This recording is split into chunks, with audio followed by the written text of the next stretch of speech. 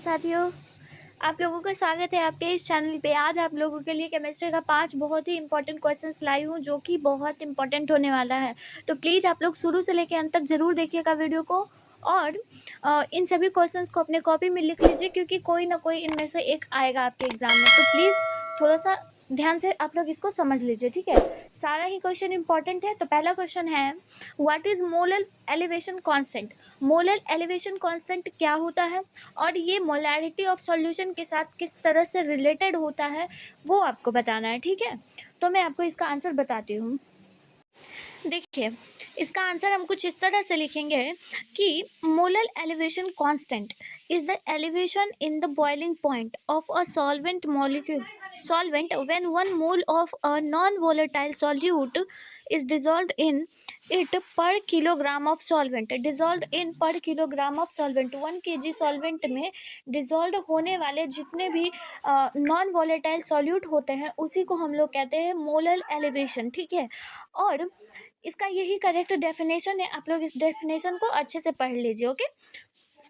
Molar elevation को molarity के साथ किस तरह से रिलेशन दर्शाते हो, ये मैं बताती हूँ। यहाँ पे नहीं लिखा हुआ है, मैं बता देती हूँ, ठीक है।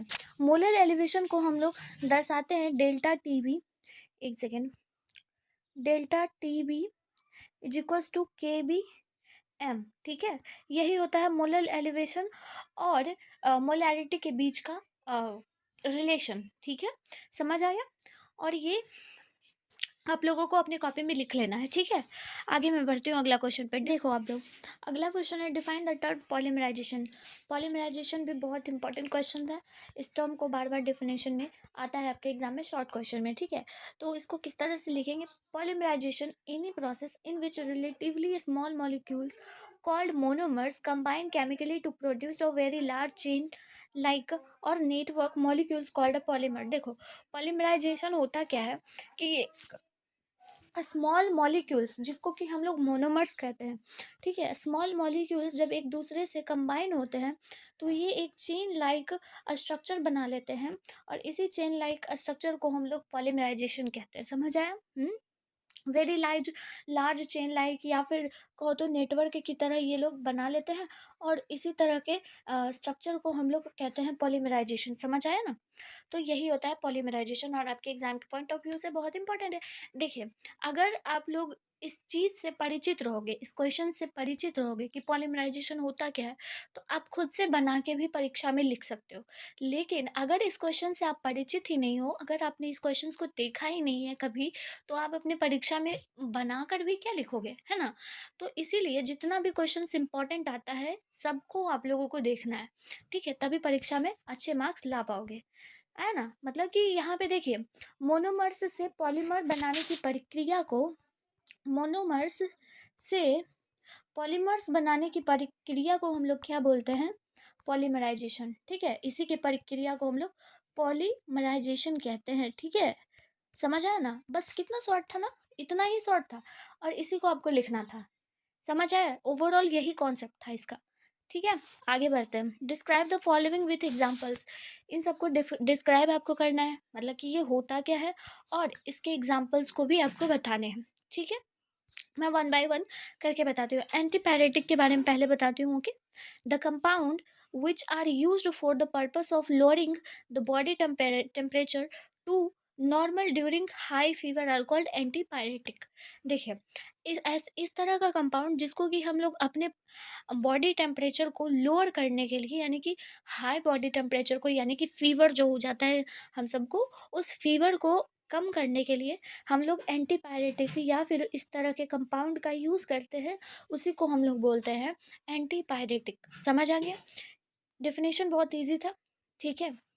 अब देखिए, इसका एग्जाम्पल क्या है, aspirin is one of the best example of the antipyretic. इसलिए एस्पिरिन को आप लोग अपने मुंह पे याद रखिएगा। समझ आया, ठीक है। फिनासिटिन, फिनासिटिन जो है ये भी एंटीपायरेटिक है। समझ आया। आगे देखते हैं। अगला था एनाल्जेसिक। एनाल्जेसिक, एनाल्जेसिक का क्या है, हाँ, the compound which relieve all sorts of body pain without the loss of consciousness are called analgesic. Analgesic are commonly called painkiller. देखिए एनाल्जेसिक जो होता है वो पेन किलर होता है, बट एंटीपायरेटिक जो होता है वो फीवर में यूज होता है, ठीक है। आप फीवर में पैरासीटामोल का तो यूज़ कर लेते हैं, लेकिन बेसिकली जो होता है पैरासीटामोल होता है वो बॉडी पेन रिलीफ के लिए यूज़ किया जाता है, वो एनाल्जेसिक के अंदर आता है, ठीक है। एग्जाम्पल क्या है इसका, पैरासीटामोल जो है वो बेस्ट एग्जाम्पल है एनाल्जेसिक का, ठीक है। एनाल्जेसिक का मतलब ही होता है कि जो बॉडी में भी जितने भी प्रकार की जो दर्द वगैरह है, पेन है, उस तरह के कंपाउंड को, वो कंपाउंड जो है वो पेन, जहाँ पे पेन हो रहा है वहाँ पे जाके वो उस पेन को वो रिलीफ देता है। इसी तरह के कंपाउंड को हम लोग कहते हैं एनाल्जेसिक। और उस कंपाउंड का नाम क्या है हम बता देते हैं आप लोगों को। पैरासीटामोल जो है वो बेस्ट है, ठीक है। नोवेल्गिन भी बेस्ट है, बट पैरासीटामोल मोल जो है वो कॉमनली हम लोग डे टू डे लाइफ में यूज़ करते हैं, इसलिए ये बेस्ट है, ठीक है। याद रहेगा, बहुत इंपॉर्टेंट था। अगला एक मोस्ट इंपॉर्टेंट क्वेश्चन है, boiling point of NH3 is higher than PH3। Boiling point NH3 की जो होती है वो अधिक होती है PH3 से, क्यों, ये आपको बताना है। देखिए, this is because there is intramolecular hydrogen bonding present in NH3 due to a small, यहाँ पे होगा, ठीक है, small size and high electronegativity of N and not in PH3। देखिए, ऐसा इसलिए होता है क्योंकि NH3 का जो इंटरमोलिकुलर हाइड्रोजन बॉन्डिंग है वो प्रेजेंट होता है NH3 में, ठीक है। लेकिन PH3 में इंटरमोलिकुलर हाइड्रोजन बॉन्डिंग जो होता है वो प्रेजेंट नहीं होता है, ठीक है। पहला रीज़न तो ये हो गया। दूसरा रीज़न क्या हम कह सकते हैं कि जो NH3 की जो साइज है वो स्मॉल साइज है, और साथ ही साथ इसकी जो इलेक्ट्रोनेगेटिविटी है ना वो बहुत ही हाई इलेक्ट्रोनेगेटिविटी है। इसके कारण से भी जो NH3 का जो है वो बॉइलिंग पॉइंट ज़्यादा होता है, ठीक है। समझ आया क्यों है, सिंपल है, हाई इलेक्ट्रोनेगेटिविटी है, एन जो है वो हाई इलेक्ट्रोनेगेटिविटी है, हाई इलेक्ट्रोनेगेटिविटी है। और पी जो है वो हाई इलेक्ट्रोविटी नेगेटिविटी नहीं है, और साथ ही साथ इसका स्मॉल साइज है, इसलिए भी है, इसका स्मॉल साइज नहीं है। और साथ ही साथ इसके पास जो एन के पास है इंटरमोलिकुलर हाइड्रोजन बॉन्डिंग प्रेजेंट है, समझ आया ना, हाइड्रोजन बॉन्डिंग प्रेजेंट है, इसमें प्रेजेंट नहीं है। इसीलिए इसका बॉइलिंग पॉइंट, NH3 का बॉइलिंग पॉइंट हाई होता है, लेकिन PH3 का बॉइलिंग पॉइंट लेस इलेक्ट्रोनेगेटिविटी होता है, और इसका बॉइलिंग पॉइंट जो होता है वो लो होता है, ठीक है। बॉइलिंग पॉइंट लो होता है, समझ आ गया। अगला क्वेश्चन देखते हैं। देखिए, जितना भी आपके केमिस्ट्री के बुक में है, यानी कि फिजिकल केमिस्ट्री है, ऑर्गेनिक है, इनऑर्गेनिक, सारा सही क्वेश्चन मैं बता रही हूँ आप लोगों को, तो एक भी क्वेश्चन भी आप स्किप मत करके जाइएगा, सारे क्वेश्चन को देख लीजिए, ठीक है। अगला क्वेश्चन है, alkyl amines are stronger base than ammonia, why. Alkyl amines जो होते हैं वो स्ट्रॉन्गर बेस होते हैं अमोनिया से, ऐसा क्यों। Due to electron releasing nature, the alkyl group pushes electron towards nitrogen in alkyl amine and thus makes the unshared electron pair for sharing with the proton of the acid. Therefore, alkyl amines are more basic than ammonia. अब देखिए इसका मतलब क्या हुआ ये बताती हूँ मैं। देखिए, अब इसका मतलब क्या होगा, हम तो आपको बता दिए कि ये आंसर आप लोग लिख लेना, ठीक है।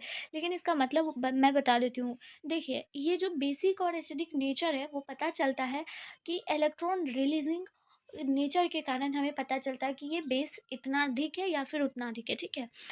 इसमें क्या होता है, अल्काइल अमीन में होता है क्या है कि अल्काइल अमीन में जो अल्काइल ग्रुप है, अल्काइल ग्रुप जिसको हम आर बोलते हैं, आर में हम लोग क्या ले सकते हैं, CH ले सकते हैं, ठीक है, CH3 ले सकते हैं, C2H3 ले सकते हैं, C2H6 ले सकते हैं, सॉरी 6 हो गया यहाँ पे, ठीक है। तो ये हमारा अल्काइल ग्रुप होता है, और अल्काइल ग्रुप क्या करता है, इन अल्काइल अमीन में क्या करता है, अल्काइल ग्रुप, जो भी अल्काइल ग्रुप होता है वो नाइट्रोजन की तरफ इलेक्ट्रॉन को भेजता है, ठीक है, इलेक्ट्रॉन को पुश करता है नाइट्रोजन की तरफ, और इसी पुश होने के कारण unshared electron pair of sharing जो होता है प्रोटॉन की तरफ, उससे उसके कारण जो है वो वहाँ पे एसिड बनता है, unsaid proton of the acid, मतलब कि प्रोटोन जो होता है वो एसिड होता है, और उसी की तरफ जो है वो इलेक्ट्रॉन जो है वो जाता है नाइट्रोजन की तरफ। इसके कारण जो है वो अल्काइल अमीन्स जो होते हैं वो ज़्यादा बेसिक होते हैं एज कंपेयर टू अमोनिया, समझ आया ना।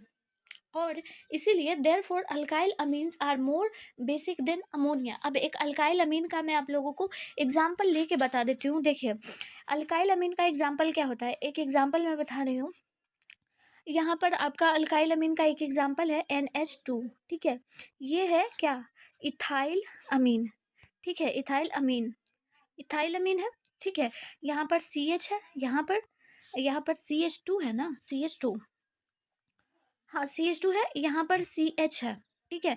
तो देखिए, ये हम आपको यहाँ पे एक अल्काइल अमीन का एग्जाम्पल देके बताएं, और यही जो है नाइट्रोजन की तरफ इलेक्ट्रॉन्स को खींचता है, ठीक है, नाइट्रोजन की तरफ इलेक्ट्रॉन्स को भेजता है, जिसके कारण जो है वो ये नाइट्रोजन की तरफ जो है वो प्रोटॉन एसिड हो जाता है, और उसके कारण जो है वहाँ पे बेस जनरेट हो जाता है हायर अमाउंट में। लेकिन अमोनिया में NH3 में ऐसा नहीं होता है, इसके कारण जो होता है वहाँ पे बेसिक कम होता है एज कम्पेयर टू हमारा अल्काइल अमीन, ठीक है। और इसमें प्लस आई इफेक्ट भी लगता है, इसके कारण भी जो है वो अल्काइल अमीन ज़्यादा बेसिक होता है। समझ आ गया? Most important questions, I hope कि आप लोगों को समझ आ गया होगा। मैं अपने तरफ से अपना बेस्ट दी हूँ, प्लीज़ आप लोग भी अपने तरफ से अपना बेस्ट दीजिए।